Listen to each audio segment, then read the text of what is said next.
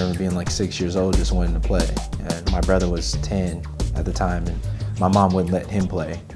So he kind of broke her down until he was 10 years old and he got to play. So I was like, hey, I want to play too. And I remember getting out there and being so excited to get our pads and our helmets and stuff. And my brother's he's like amazing already as a 10-year-old. He's like a phenom.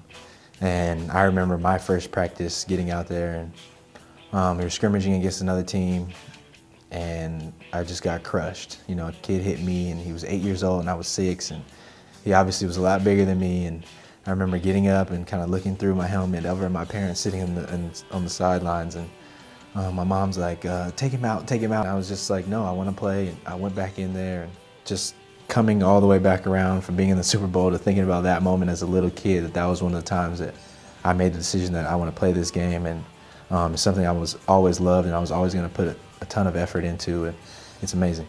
When my time came to be recruited and pick a school, and no place was like USC. You know, it just stood out. It was so comfortable for me, and you've got your tradition, your athletics, and your academics, and it just went well together for me. And I did some research and found economics to be awesome for decision making and kind of learning how to plan out my future and things I wanted to do. So it's always been a goal of mine to kind of challenge myself and take that intensity, try to emulate it in the classroom. I learned a lot from being at USC, you know.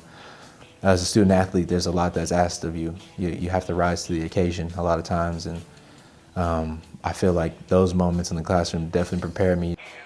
I was shipped off to Seattle, where I had a kind of familiar relationship with Coach Carroll and the other staff members that were there as well. Being a part of an awesome defense in Super Bowl XLVIII, you come out on the field, you know that you're kind of going to dominate. I didn't even start the game. I was just excited to get out there. I'm excited to be playing in the Super Bowl, and we get to a point where I have a chance to make an awesome play.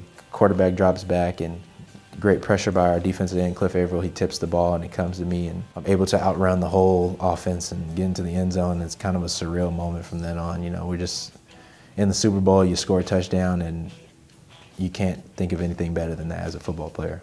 To get to the end of the game and they tell me that I was going to be the MVP, I was just stunned, you know. Still kind of surreal for me even at this time. And the point of getting up on the stage and being like, you're the MVP, and holding the trophy, is just looking down at my mom in the crowd. It was amazing.